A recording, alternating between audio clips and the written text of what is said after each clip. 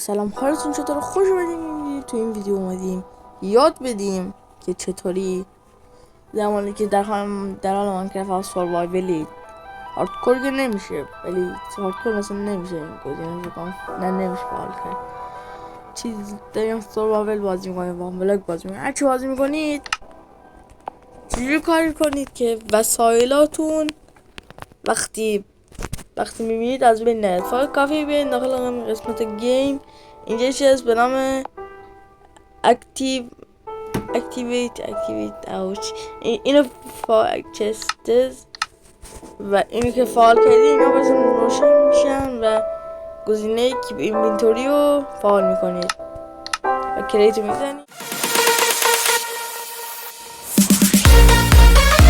در ضمن اگه مپم زدی میتونی اینجا فعال کنید یا دوباره داخل قسمت گیم بیایم پایین، دوباره همینجا کیپ اکتیویت چستز و کیپ اینوینتوری هست.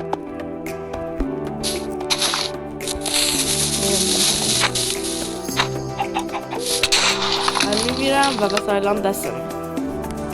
اینجا از این آموزش باشه تو من تاپ کن، تاپ نمیدم.